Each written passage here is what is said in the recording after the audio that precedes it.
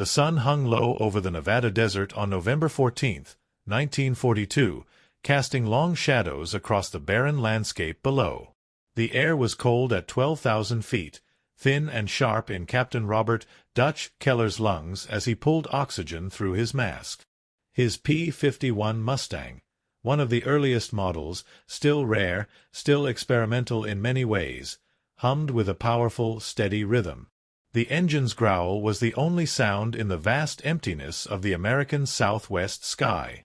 Dutch was 32 years old, a veteran Army Air Forces pilot who'd flown combat missions in the Philippines before Pearl Harbor. He'd seen things most men couldn't imagine.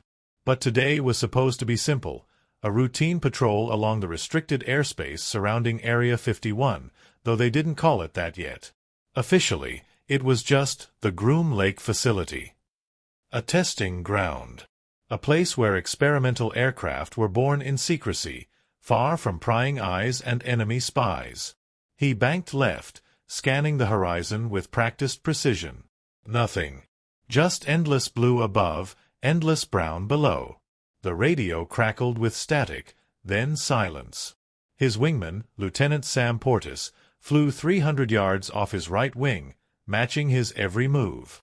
They'd been in the air for 40 minutes, tracing the same patrol route they'd flown a dozen times before. Boring. Safe. Predictable. Then Dutch saw it. At first, he thought it was a bird, a large one, maybe an eagle catching thermals. But it was too high. Too fast. And birds didn't reflect sunlight like polished metal. "Sam, you seeing this?" Dutch's voice cut through the radio static. "Negative. Dutch." "Seeing what?" 2 o'clock high. "Something's up there." Portis adjusted his angle, squinting through his canopy. A pause. Then his voice came back, tighter. "I see it." "What the hell is that?" The object was descending now, dropping altitude in a controlled glide. It wasn't a bomber. It wasn't a fighter. It wasn't anything Dutch had ever seen in any recognition manual, any training film, any briefing room chart. The fuselage was sleek, almost aerodynamic in a way that seemed ahead of its time. No visible propellers. No markings. No national insignia. Just smooth, dark metal catching the dying light. "Unidentified aircraft, this is Army Air Forces Patrol. Do you copy?" Dutch transmitted on the emergency frequency. Nothing. Just static. He felt his pulse quicken. The restricted zone was supposed to be clear. No civilian traffic. No military exercises scheduled. This wasn't supposed to happen. "Dutch, we should report this," Portis said, his voice edged with unease. "We will. But first, let's see what we're dealing with." Dutch pushed the throttle forward, climbing to match the stranger's altitude. The Mustang responded beautifully, engine roaring as the airspeed indicator climbed past 350 miles per hour. He closed the distance carefully, keeping his finger near the trigger of his .50 caliber machine guns, just in case. As he drew closer, details emerged. The aircraft was larger than he'd thought. Maybe 50 feet long, with a wingspan that seemed impossibly narrow for its size. The cockpit, if it even had one, was flush with the fuselage, almost invisible. There were no visible engine nacelles, no exhaust trails, no propeller wash disturbing the air behind it. And then it turned. Not a slow, banking turn like a conventional aircraft. It pivoted, smoothly, impossibly, changing direction without losing speed, without the gravitational stress that would have torn the wings off any normal plane. Dutch felt his stomach drop. His hands tightened on the stick. "Sam, did you see that?" Yeah, I saw it." The unknown aircraft leveled out, now flying parallel to Dutch's course. For a moment, they flew side by side, two machines from different worlds sharing the same sky. Dutch could see his own reflection in its dark, metallic surface. He could see the rivets in his own wings, the oil streaks along his cowling, the wear and tear of a plane built for war. But the other aircraft, it looked untouched. Perfect. No. Then, without warning, it banked hard right and dove. It's heading for the facility. Portis shouted. Dutch didn't hesitate. He pushed the stick forward, diving after it, the Mustang's engine screaming as gravity added speed to thrust. The desert floor rushed up, details sharpening, rock formations, dry riverbeds, the faint outline of a dirt road cutting through the wasteland. And ahead, barely visible on the horizon, the hidden complex at Groom Lake. The place where America's secrets were being forged. The place where experimental bombers, fighters, and technologies were tested far from the eyes of Congress, the press, and the enemy. The place this unknown aircraft was heading straight toward. Dutch's mind raced. If this was a German reconnaissance plane, if they'd somehow developed something this advanced, it could mean the war was already lost. If it was Japanese, the West Coast was in danger. And if it was something else? He didn't want to finish that thought. Command, this is Eagle 1, Dutch barked into the radio. We have an unidentified aircraft entering restricted airspace. No markings, no response to hails. Heading directly for Groom Lake. Requesting immediate instructions. The response came back after a crackling delay, the voice of Colonel Raymond Hayes, the base commander, strained and urgent. Eagle 1, do not engage. Repeat, do not engage. Maintain visual contact and escort. We're tracking it on radar. Christ, it's not on any of our manifests. Keep it away from the primary testing hangar. Whatever it takes. Dutch felt the weight of those words settle on his shoulders. Whatever it takes. That was a kill order, dressed up in careful language. If this thing tried to land, tried to get close to the hangars where America's future was being built, he'd have to shoot it down. He leveled out, matching the stranger's altitude once more. The aircraft had slowed now, descending gradually, as if it were preparing to land. Dutch could see the main runway of Groom Lake ahead, a long strip of packed earth cutting through the desert.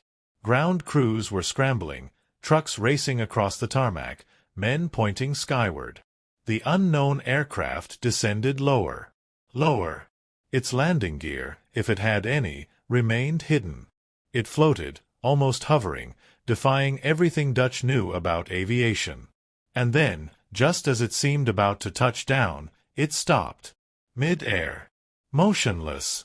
As if gravity itself had been negotiated with and agreed to wait. Dutch's breath caught in his throat. His finger hovered over the trigger. The voice of Colonel Hayes crackled through the radio, tight with something Dutch had never heard from the man before. Fear. Eagle 1. Hold position. Do not fire unless fired upon. We're sending up a delegation. This isn't what we thought it was.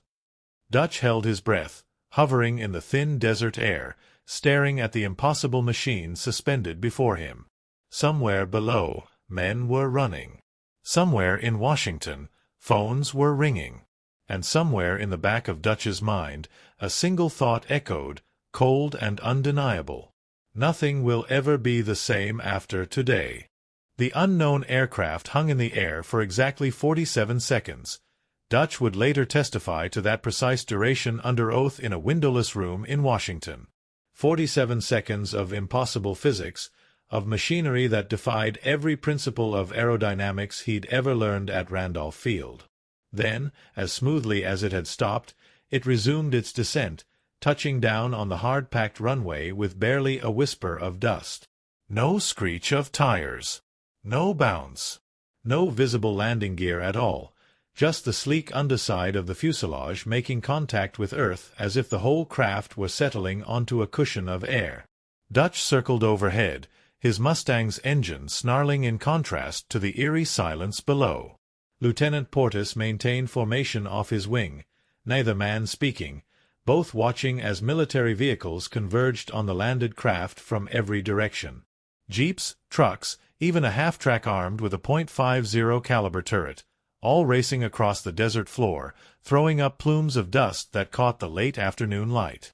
Eagle 1, this is ground command. Colonel Hayes's voice was steadier now, but Dutch could still hear the underlying tension. Maintain air cover. Do not land. Repeat, do not land until we determine what we're dealing with. Copy that command, Dutch replied, banking into a wide orbit. Below, he watched as soldiers poured out of the vehicles, rifles raised, forming a perimeter around the strange aircraft. From this altitude, they looked like ants surrounding a sleeping dragon, small, vulnerable, and utterly unprepared for what might happen next. Minutes crawled by. Dutch checked his fuel gauge. 40 minutes of flight time left, maybe less if he had to engage. He glanced at Portis's plane, saw his wingman's head turning constantly, scanning the sky for any other surprises. Then movement below caught Dutch's attention. A section of the unknown aircraft's fuselage was opening, not like a canopy or a hatch, but like the surface itself was flowing, rearranging its molecular structure to create an aperture. The precision was mechanical yet organic, and it made Dutch's skin crawl. A ramp extended, smooth and seamless, reaching toward the ground. Every rifle below tilted upward, fingers tightening on triggers. Dutch could almost feel the collective held breath of every soldier on that runway, could imagine the sweat running down their faces despite the November chill, could sense the primal fear of the unknown that made even trained warriors want to run. A figure emerged from the opening. Human. Male. Approximately 6 feet tall, dressed in what appeared to be a flight suit, but not like any flight suit Dutch had ever seen.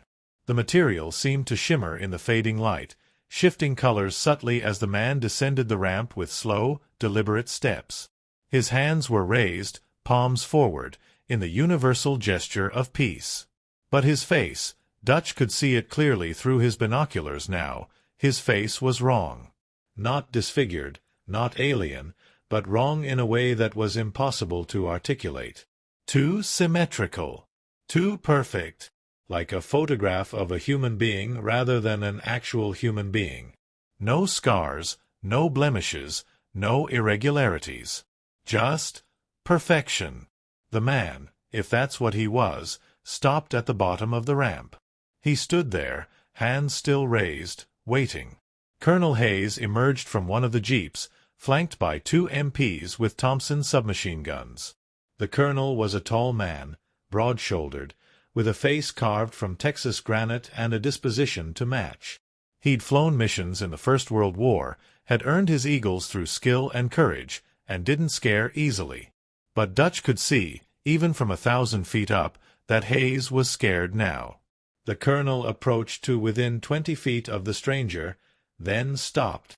Words were exchanged. Dutch couldn't hear them from his altitude, but he could see the body language. Hayes speaking, gesturing toward the aircraft, toward the sky. The stranger responding, his movements fluid, almost too graceful to be natural. Then something happened that made Dutch's blood run cold. The stranger pointed directly at him. Not at the general area of the sky. Not toward the airspace above the runway. Directly. Him. As if he could see through 1,000 feet of distance with perfect clarity, as if he knew exactly which aircraft was being flown by Captain Robert Keller, serial number 0 to 421,673, married to Helen, father of 2 girls back in Oklahoma. Dutch felt his hands tighten on the control stick. The radio crackled. Eagle 1. Command. The individual has requested to speak with you. Directly. Say again, command? He asked for you by name, Captain. Says he needs to deliver a message. From the future. The words hung in the air like a physical weight. Dutch felt his mouth go dry. Command, that's impossible. We're aware of how it sounds, Captain. Hayes's voice was tight.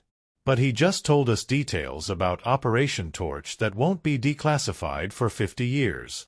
He described the specifications of an aircraft we haven't even finished designing yet. And he knew your name before we told him who was flying overhead. Dutch's mind raced.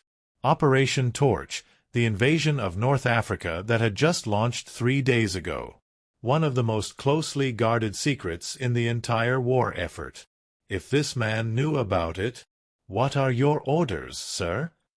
A pause. Dutch could almost hear the colonel wrestling with the decision. Finally, "Land your aircraft, Captain. But keep your sidearm ready. Lieutenant Portis will maintain air cover." Dutch took a deep breath. This was insane. Every instinct told him to climb, to get distance, to put as much sky between himself and that impossible aircraft as physics would allow. But orders were orders. Copy that command. Coming in. He banked toward the runway, reducing throttle, feeling the Mustang slow and descend. The wind noise decreased. The engine note dropped. Through his canopy, he could see the stranger still standing at the bottom of the ramp, hands no longer raised, now clasped behind his back in a posture of patient waiting. Dutch's wheels touched down, the Mustang bouncing once before settling onto the runway. He taxied toward the cluster of vehicles, then killed the engine. The propeller windmilled to a stop. Silence rushed in to fill the void, heavy, oppressive silence that pressed against his eardrums. He popped the canopy, felt the cold desert air rush in, climbed out onto the wing and down to the ground. His boots hit the packed earth with a sound that seemed too loud. He could feel dozens of eyes on him, could sense the collective tension of every man present. Colonel Hayes met him halfway. The older man's face was pale beneath his tan, his jaw set. "Captain, whatever he tells you, remember it word for word. We're recording this, but if something happens to the equipment—" He trailed off, letting the implication hang. "Understood, sir." They approached together, stopping 10 feet from the stranger. Up close, the wrongness was even more pronounced. The man's eyes were blue, perfectly, impossibly blue. His skin had no pores. His hair, dark and neatly combed, seemed to have been arranged strand by a master artist. "Captain Keller." The voice was human, but there was a quality to it, a resonance, that suggested it had been engineered for maximum clarity. "Thank you for escorting me safely to this location." Dutch found his voice. "Who are you?" "That's complicated. Let's say I'm a courier. Someone who carries messages across barriers that weren't meant to be crossed." "You said you're from the future." "I said I have a message from the future." "There's a difference." The stranger smiled, a perfect, emotionless smile. "The message is for you specifically, Captain, though its implications extend far beyond one man." Colonel Hayes stepped forward. "Anything said here will be reported through proper channels. If you have intelligence, Colonel, with respect, you'll have your debriefing. But the primary message is for Captain Keller. And it's personal." Dutch felt his pulse quicken. "What message?" The stranger's blue eyes locked onto his. "On December 3rd, 1943, 13 months from now, you'll be flying a combat mission over Schweinfurt, Germany. Your squadron will encounter heavy flak over the target. Your aircraft will take damage to the port wing, and you'll be forced to drop out of formation." Dutch's blood went cold. The specificity was chilling. "At 1,447 hours, you'll be attacked by 2 Messerschmitt Bf-109s. Your gunner will be killed in the first pass. Your radio will be destroyed. You'll think you're going to die. Why are you telling me this?" "Because you need to do 3 things." The stranger held up 3 fingers. 1. When you take the flak damage, dive immediately. Don't try to stay with the formation. Every second of delay increases your chance of death by 23%. 2. When the Messerschmitts attack, brake left, not right. Your instinct will be to brake right because that's your trained response. Don't brake left. It will save your life and the lives of your crew. 3. And this is the most important. When you land at the emergency field in Belgium, there will be a French resistance operative named Marcel Dubois waiting. He'll offer you coffee. Accept it. Drink it. And when he asks if you've ever been to Nevada, tell him yes. Dutch felt dizzy. Why? What happens? Marcel Dubois will save 10,000 Allied lives. But only if you survive to meet him. Only if you drink that coffee. Only if you say yes when he asks that question. The chain of events that follows is critical. This is insane, Dutch whispered. Yes, the stranger agreed. But it's also true. And you'll remember this conversation, Captain. Every word. Even when you try to forget. Colonel Hayes interrupted. What about the war? Can you tell us how it ends? The stranger turned to him. You already know how it ends, Colonel. You win. But the price. He paused, and for the first time, something like emotion flickered across that perfect face. The price is higher than anyone alive today can imagine. The world that emerges from this war will be built on ashes and nightmares. But it will emerge. And it will be worth it. He turned back to Dutch. Remember, Captain. December 3rd, 1943. Dive immediately. Break left. Accept the coffee. Say yes. Wait, Dutch called as the stranger turned back toward his craft. Where are you really from? What year? The stranger paused on the ramp, looking back over his shoulder. That emotionless smile returned. A year you won't live to see, Captain. But your grandchildren will. And they'll think of you as ancient history. As we all become, eventually. He ascended the ramp. The aperture began to close, the metal flowing seamlessly back into place. Within seconds, there was no sign it had ever been open. Dutch stood frozen, watching as the craft began to hum, a sound that started below the threshold of hearing and rose gradually into a resonance that made his teeth ache. The soldiers backed away, some covering their ears. The military vehicles retreated to a safer distance. Then the craft lifted. No roar of engines. No blast of exhaust. Just a smooth vertical ascent that defied gravity with casual indifference. It rose to 1,000 feet, 2,000, 5,000, climbing faster than any fighter, faster than any rocket Dutch had heard about in classified briefings. At 10,000 feet, it simply vanished. Not accelerated into the distance. Not climbed into clouds. Vanished. One moment there, the next moment gone, leaving nothing but empty sky and a dozen witnesses who would never speak publicly about what they'd seen. Dutch stood on the runway as the sun touched the horizon, his mind churning. December 3rd, 1943. Dive immediately. Break left. Accept the coffee. Say yes. 13 months away. An eternity in wartime. A blink of an eye in history. He wondered if he'd remember. Wondered if he'd believe his own memory when the time came. Wondered what chain of events could possibly be so important that someone would cross the barriers of time itself to deliver a warning. Above him, Lieutenant Portis continued his patrol, the familiar growl of the P-51's engine a reminder that some things, at least, still made sense. But Dutch knew that nothing would ever really make sense again. December 3rd, 1943. 18,000 feet over Nazi Germany. Captain Robert Dutch Keller had dreamed about this day for 13 months. Nightmares, really.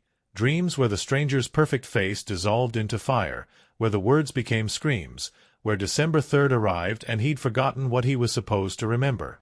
But he hadn't forgotten. Every detail was seared into his memory with photographic clarity. The stranger's impossible blue eyes, the seamless metal of the aircraft, the resonance that made his teeth ache, and most of all, the 3 instructions. Dive immediately. Break left. Accept the coffee. Say yes. Now, as his B-17 Flying Fortress, Lady Luck, painted on her nose in yellow script, approached the industrial complex of Schweinfurt, those words echoed in his mind like a prayer. Or a curse. The flak started exactly on schedule. Black puffs of explosive death blossomed in the sky ahead, German 88mm anti-aircraft guns throwing up a wall of steel fragments designed to shred aluminum and flesh with impartial efficiency. The formation tightened, 10 B-17s flying in a combat box, their .50 caliber machine guns bristling from every position like the spines of a mechanical porcupine. Dutch flew in the left wing position, his hands steady on the yoke despite the turbulence from near misses. Behind him, in the radio operator's position, Sergeant Mike Torres called out fighter positions. Above, in the top turret, Staff Sergeant Joe McNally tracked potential threats. And in the ball turret beneath the aircraft, suspended in his plexiglass sphere, Sergeant Billy Crane, just 19 years old from Iowa, scanned the empty air below. "Flak's getting thicker, Captain," Torres reported, his voice crackling through the intercom. "Group lead says we're 2 minutes from target." Dutch nodded, though no one could see the gesture. 2 minutes. 120 seconds. Then they'd release their payload and turn for home, running the gauntlet one more time, praying that luck and skill would see them through. The formation began its bombing run. Dutch felt the aircraft steady as Bombardier Lieutenant Frank Jessup took control, lining up the target through his Norden bomb sight. Straight and level. The most dangerous seconds in any bomber's life, becoming predictable, becoming a target, flying into the teeth of the enemy's defenses without evasion, without deviation. "Bomb bay doors open," Jessup announced. That's when it happened. The flak shell exploded 15 feet off the port wing, exactly where the stranger had said it would. Dutch felt the impact through the control column, a shudder that ran through the airframe like a death rattle. Red lights flashed on the instrument panel. The port inner engine began trailing black smoke. "Jesus Christ!" McNally shouted from the top turret. "We're hit! Port wings got a hole you could drive a truck through." The instinct screamed at Dutch to hold position, to stay with the formation, to trust in the protection of mutual firepower. That's what training dictated. That's what every mission briefing emphasized. Stay with the formation or die alone. But the stranger's voice echoed, "Dive immediately. Don't try to stay with the formation. Every second of delay increases your chance of death by 23%. Dutch made the decision in a heartbeat. "Hold tight, boys. We're going down." He pushed the yoke forward, shoving the B-17 into a dive that made the airframe groan. Altitude bled away, 18,000 feet, 16,000, 14,000. The wounded engine coughed, sputtered, and died completely. Dutch feathered the propeller, feeling the aircraft yaw slightly to port before he compensated with rudder. "Bombs away," Jessup called, and Dutch felt the aircraft lurch upward as 4,000 pounds of high explosive dropped toward the factories below. He didn't watch the impact. Didn't care about the target anymore. Only survival mattered now. "Captain, we've lost contact with the formation," Torres reported. "We're on our own. 12,000 feet. 10,000. Dutch gradually pulled out of the dive, leveling off at 8,000 feet, well below the flak ceiling. The sky around them was suddenly empty. No friendly aircraft, no formation, just clouds and distance and the wounded bomber limping toward the west. "Engine fires out," McNally reported. "But we're losing hydraulic pressure. And I think we've got structural damage to the wing spar." Dutch checked the controls. Sluggish but responding. They had maybe an hour of flight time left before something critical failed. An hour to cross enemy territory and reach friendly lines. An hour during which they'd be vulnerable to every German fighter in the sky. He glanced at his watch. 1,442 hours. 5 minutes until the Messerschmitts. The minutes crawled by with agonizing slowness. Dutch fought the urge to weave, to jink, to do anything that might waste precious fuel or further stress the damaged wing. Straight and level, making for the Belgian border. Hoping. 1,445 hours. Fighters. Billy Crane's voice from the ball turret was high with adrenaline. 2 o'clock high. Messerschmitts. 2 of them. Dutch's heart hammered against his ribs. His hands tightened on the yoke. Every muscle in his body tensed for the moment that would determine whether the stranger had been prophet or madman, whether the past 13 months of waiting had been for something real or just the psychological aftermath of a stress-induced hallucination. The Messerschmitt Bf-109s dove out of the sun, their yellow noses bright against the winter sky. The lead fighter opened fire at 400 yards, 20 mm cannon shells and 7.92 mm machine gun rounds stitching the air. The top turret traversed, Joe McNally firing back, the twin .50 calibers hammering. Tracers arced through the space between aircraft. The lead Messerschmitt broke left, avoiding the stream of fire. The second fighter continued its attack run. Dutch felt impacts along the fuselage, hard metallic thuds that vibrated through his seat. He heard glass shattering, heard Torres scream, heard the radio equipment explode in a shower of sparks and smoke. "Radio's gone," someone shouted. "Torres is down. Torres is down." The Messerschmitts came around for another pass. This time they'd be more careful, more precise. This time they'd aim for the cockpit, for the engines, for anything that would turn the wounded bomber into a falling coffin. Dutch's training screamed at him. Break right. Standard defensive maneuver. Written in every tactical manual. Drilled into every pilot since flight school. But the stranger's voice, break left, not right. Your instinct will be to break right because that's your trained response. Don't break left. The Messerschmitts lined up for their killing pass. Cannon fire sparkled on their wings. 400 yards and closing. 300. 250. Dutch broke left. Hard. Violent. Pulling the yoke and stamping rudder with every ounce of strength he possessed, forcing the damaged bomber into a turn that made the wounded wings scream in protest. He heard metal tearing, heard rivets popping, heard his crew shouting in confusion and fear. The Messerschmitt's fire tore through empty air where Lady Luck would have been if Dutch had broken right. The German fighters flashed past, overshooting, their speed carrying them beyond firing position.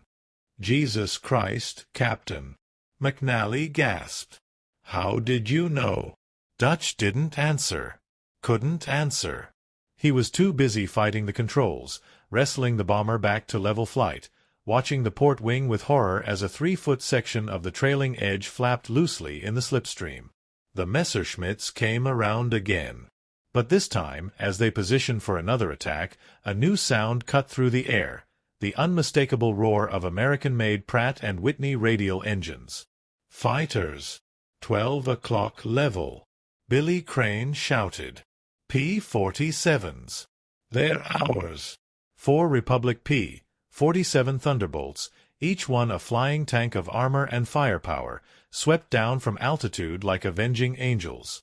The Messerschmitts saw them coming, abandoned their attack on the crippled bomber, and dove for the deck, running for home. The P-47s didn't pursue.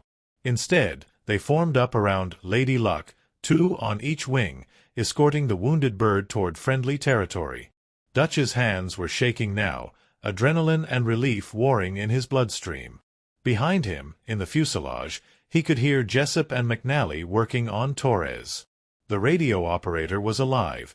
Dutch could hear him moaning, but hurt badly. "Captain, we've got maybe 20 minutes of fuel," the flight engineer called. "Port engine's done, starboard outer is overheating, and we're losing oil pressure on both inboard engines." "Just get us across the border," Dutch said. His voice sounded strange to his own ears, distant, mechanical, as if someone else were speaking with his mouth. "Just get us to Belgium." They crossed into Allied territory at 1,503 hours, the damaged bomber barely maintaining altitude. The P-47s waggled their wings in salute and peeled off, leaving Lady Luck to find her own way home. That's when Dutch saw it, a small grass airfield carved out of Belgian farmland, marked with white panels that indicated Allied control. Emergency landing field. Exactly where it needed to be. "We're putting down there," he announced. "Everyone brace. This is going to be rough." The approach was a controlled crash. One landing gear came down. The other stayed stubbornly retracted. Dutch kept the wounded wing high as long as possible, then let the aircraft settle onto the grass field. The good wheel touched first, then the wingtip, then the whole bomber slewed sideways in a grinding, tearing cacophony of tortured metal. They slid 200 yards before stopping. Smoke poured from the engines. Men were already running toward them from the edge of the field, medics and ground crew, shouting in English and French. Dutch killed the remaining engines, set the brakes though they were probably useless, and sagged back in his seat. Alive. They were alive. Torres was hurt but alive. The whole crew had survived. Because a stranger from the future had stood on a Nevada runway 13 months ago and said, "Dive immediately. Brake left." The crew evacuated through the waist hatches, helping Torres out carefully. Medics rushed forward with a stretcher. Dutch climbed down last, his legs weak, his hands still trembling. That's when he saw him. A man in civilian clothes, standing apart from the crowd. Middle-aged, weathered face, intense eyes. He wore a dark coat and held a metal thermos. As Dutch approached, he unscrewed the cap and poured dark liquid into the lid.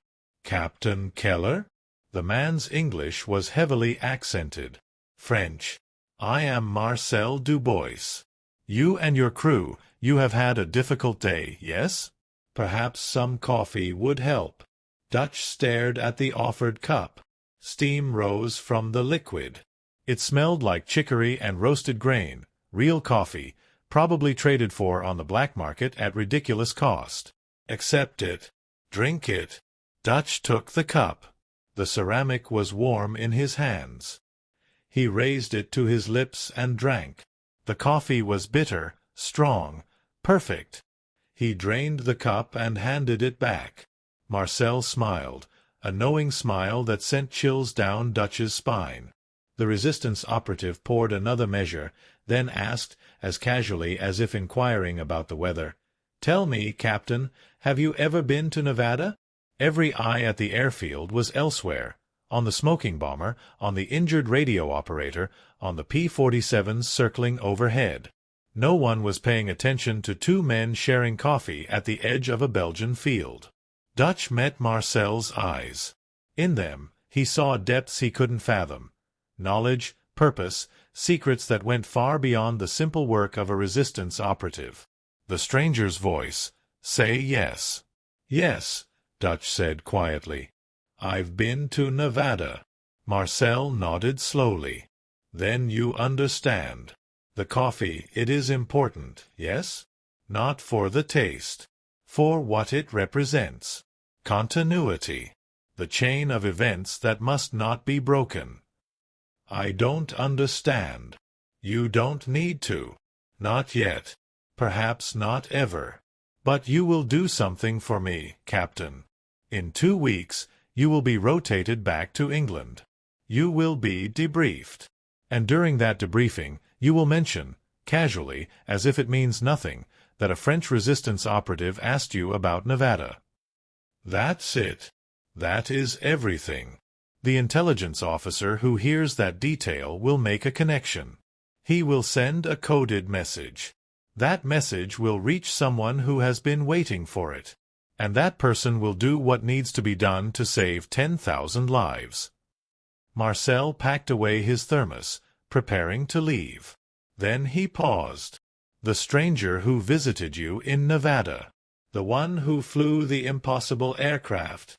Did he tell you why?" Dutch shook his head. "He said the chain of events was critical. Nothing more. That is because the why is less important than the what. We are all links, Captain.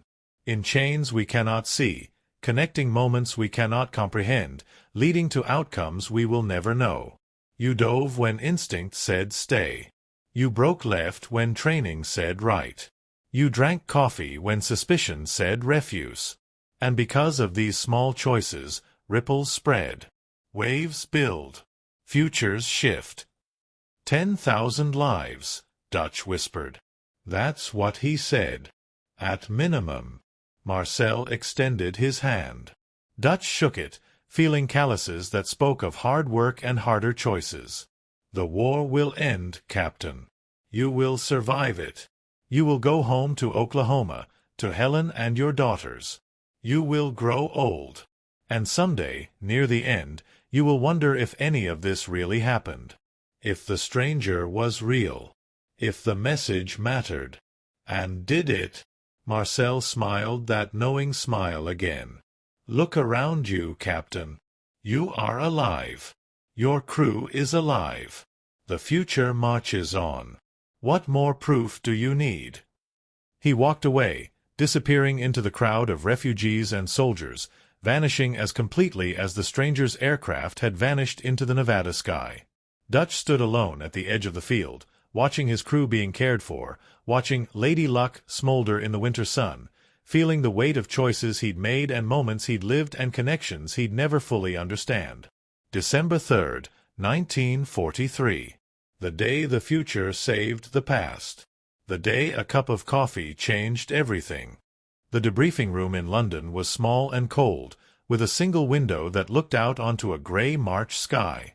Captain Robert Keller sat across from Major Philip Waverley, Army Air Forces Intelligence, a man with wire-rimmed glasses and the exhausted eyes of someone who'd seen too many after-action reports, read too many casualty lists, carried too many secrets. It was March 12, 1944. 3 months and 9 days since Schweinfurt. Since the dive. Since the coffee. Since Marcel Dubois had vanished into a Belgian afternoon carrying secrets Dutch would never fully comprehend.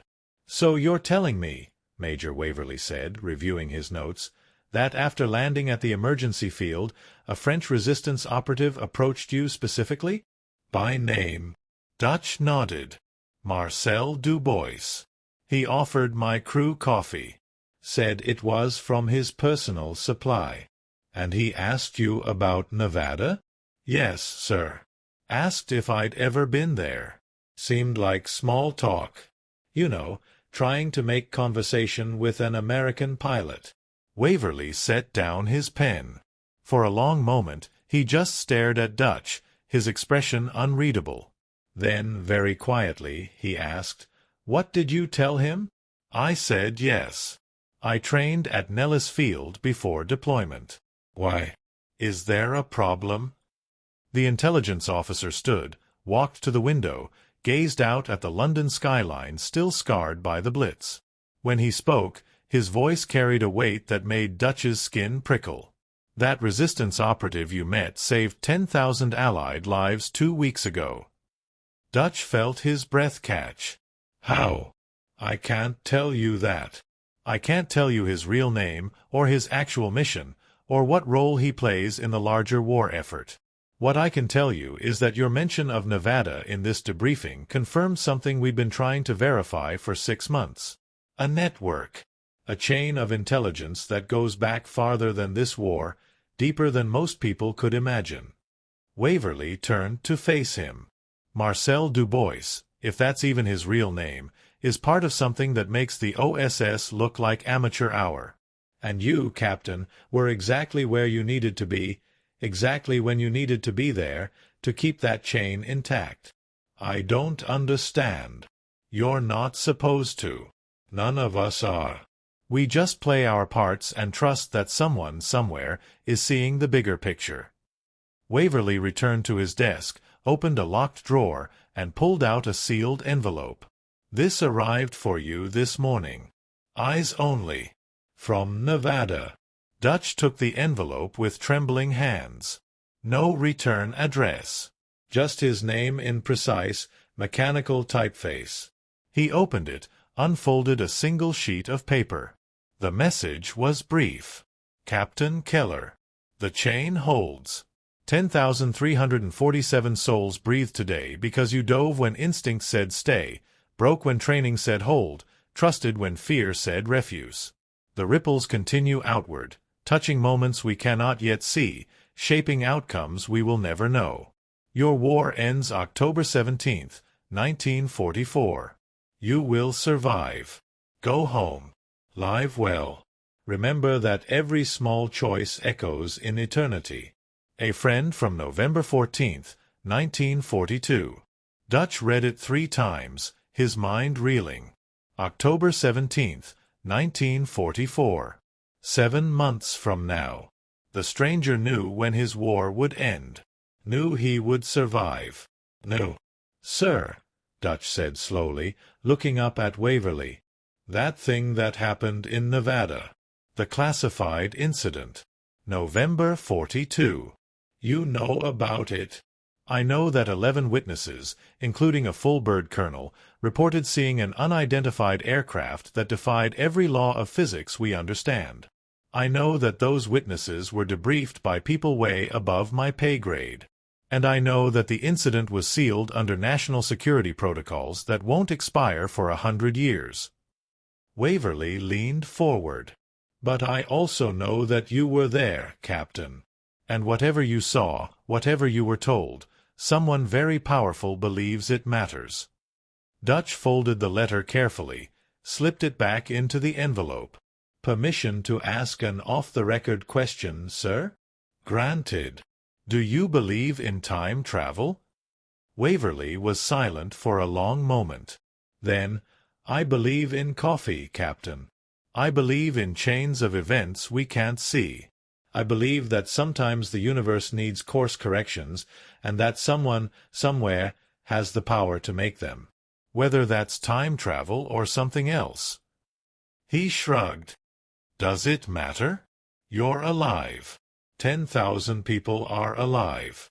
The chain holds. Dutch flew 17 more missions over Germany. He survived them all, barely, some of them, but he survived.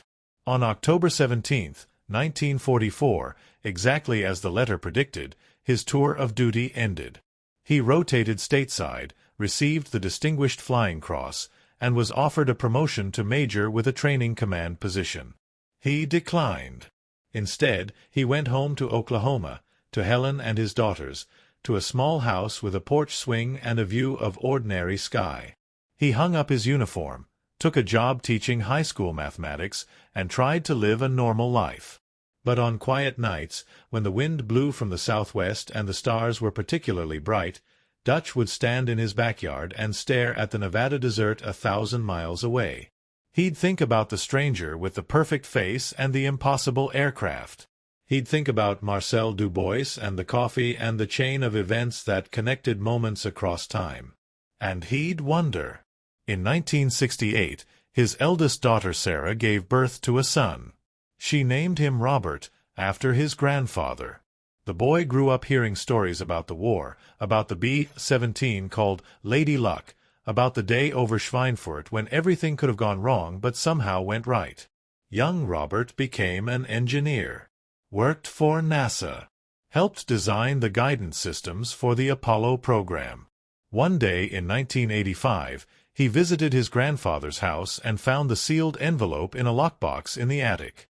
Dutch had saved it all those years, never showing it to anyone, keeping the secret like a sacred trust.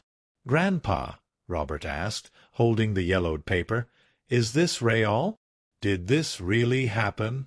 Dutch, now 75 years old, his pilot's hands spotted with age and arthritis, smiled.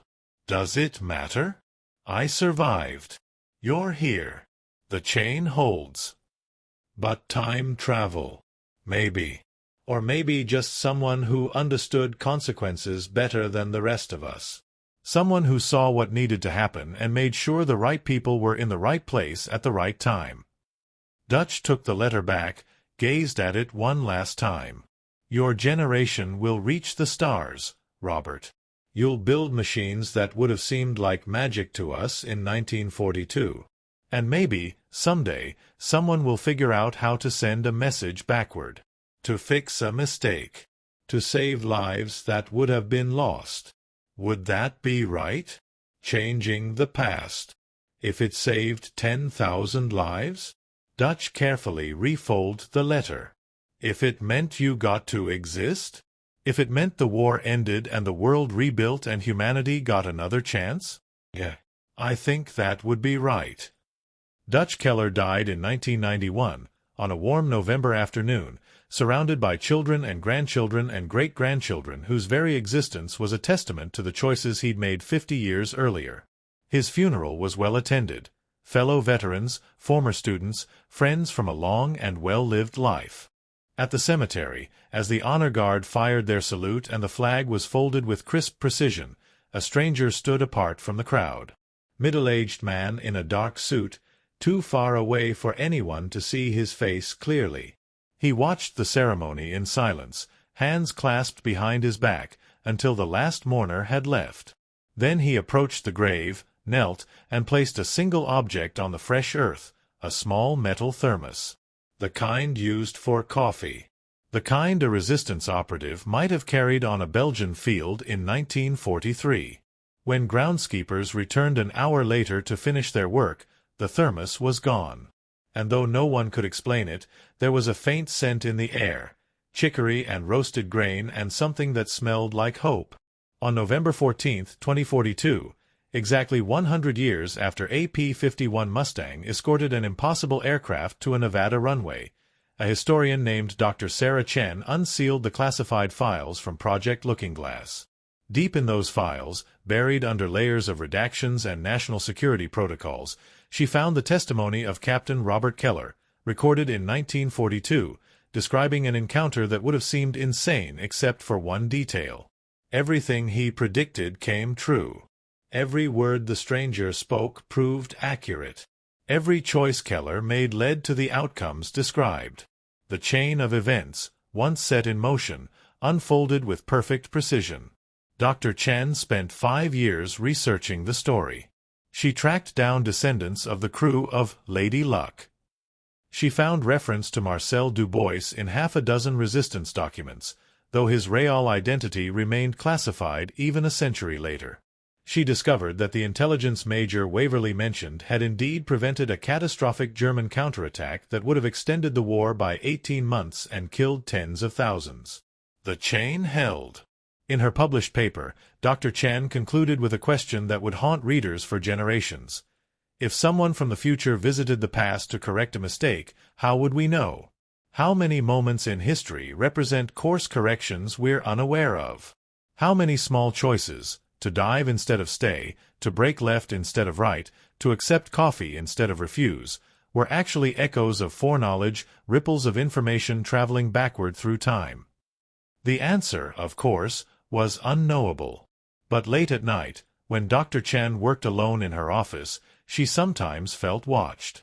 As if someone from a distant tomorrow was looking backward, making sure the chain remained unbroken, verifying that the past still led to a future worth saving. And on her desk, inexplicably, permanently, was the faint scent of coffee.